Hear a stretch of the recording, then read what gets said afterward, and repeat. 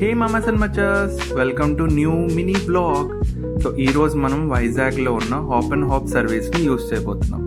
So ఈ bus వచ్చేసి మనకి డబుల్ డెక్కర్ ఉంటుంది, పైన ఓపెన్ ఉంది, ఇంకోటి క్లోజ్ బస్ కూడా ఉంది. సో 2 బస్సెస్ అయితే వీళ్ళు ఆపరేట్ చేస్తున్నారు.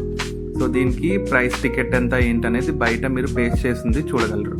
సో చిల్డ్రన్కి అయితే 105 రూపీస్, అడల్ట్స్కి అయితే 263 రూపీస్. సో ఈ బస్ వచ్చేసి మనకి ఆర్కే బీచ్ నుంచి ఇది మనకి తొట్లకొండ వరకు తీసుకుని వెళ్ళి మళ్ళీ రిటర్న్ తీసుకొస్తుంది. టోటల్ 36 కిలోమీటర్స్ అని చెప్పారు వాళ్ళు. సో మేము వెళ్ళింది ఈవినింగ్ కాబట్టి స్టాప్స్ అనేవి ఉండవన్నారు. సో ఇన్ కేస్ మీరు డే టైంలో వెళ్తే సో స్టాప్స్ అనేది అక్కడ ఆగి వెళ్తుందంట బస్ అనేది. చూస్తున్నారు కదా ఈవినింగ్ ఎంత బ్యూటిఫుల్గా ఉందో వ్యూ అనేది. సో మేము పర్ఫెక్ట్ టైంలో వెళ్ళాము.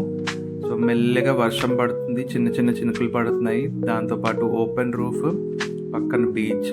మేమైతే ఫుల్గా ఎంజాయ్ చేసాం ఈ వ్యూ అనేది. సో మీరు కూడా ఎండ్ వరకు చూడండి. సో ఈ ట్రిప్లో ఏమేమి కవర్ చేస్తారు ఏంటనేది కూడా నేను చెప్తున్నాను. చూస్తారా కదా. సో ఇది కూడా double decker hop and hop service.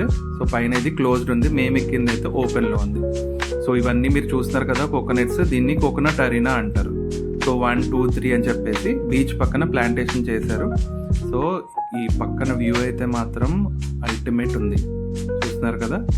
So ఇట్లానే మనం ఇక్కడ నుంచి స్ట్రైట్గా వెళ్తే కైలాసగిరి హిల్ వరకు వెళ్తాము. సో అక్కడ మీరు చూసుకుంటే కనుక రోప్వే అనేది కనిపిస్తుంది. So till then watch till the end. So submarine ఉంది. సో ఆర్కే బీచ్లో ఏవేవైతే టూరిస్ట్ అట్రాక్షన్స్ ఉన్నాయో అన్నీ కవర్ అయిపోతుంది దీంట్లో.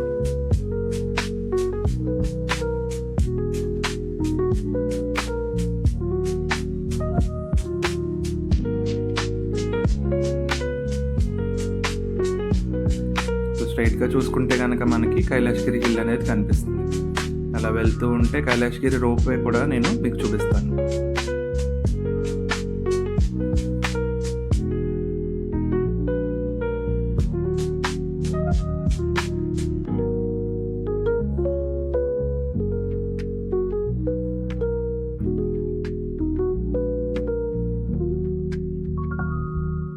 సో చూస్తున్నారు కదా. సో ఇదే కైలాసగిరి రోప్వే అనేది.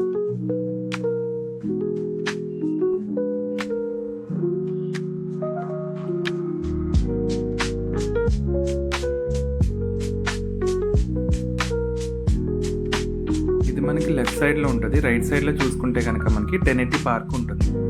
సో మీరు ప్రీవియస్గా వినే ఉంటారు, వైజాగ్ ఒక షిప్ వచ్చి ఆగిపోయింది, అన్క్లెయిమ్డ్ షిప్ అని చెప్పేసి. దాన్ని గోస్ట్ షిప్ అని కూడా అంటారు. సో అది ఈ వ్లాగ్లో నేను కవర్ చేద్దాం అనుకున్నా కానీ నాకు కనిపించలేదు, ఎందుకంటే దాన్ని తీసుకొచ్చి సైడ్లో పార్క్ చేశారు. సో ఇదంతా మీరు చూస్తుంది 1080 పార్క్.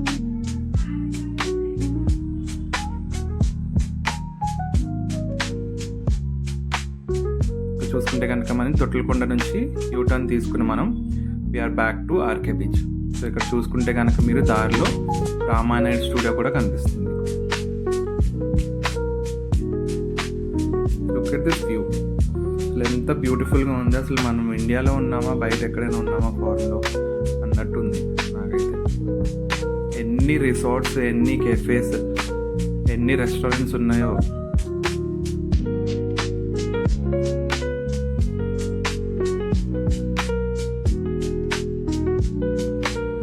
చుట్టూ మీరు ఎక్కడ చూసినా సరే కనుచూపు మేరలో అంత గ్రీన్గా కనిపిస్తుంది.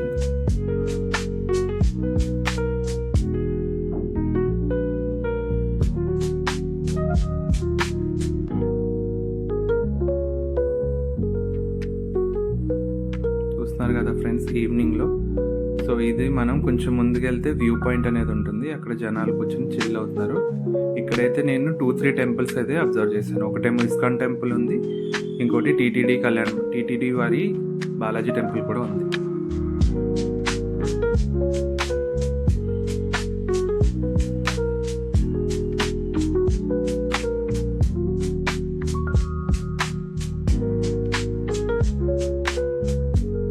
చూసుకుంటూ వెళ్ళిపోతే కనుక మనకి సో బీచ్ అంతా చాలా నీట్గా, క్లీన్గా అండ్ పీస్ఫుల్గా కనిపిస్తుంది. ఇక్కడ ఏదో ఈవెంట్ జరుగుతున్నట్టుంది, మొత్తం డెకరేట్ చేశారు.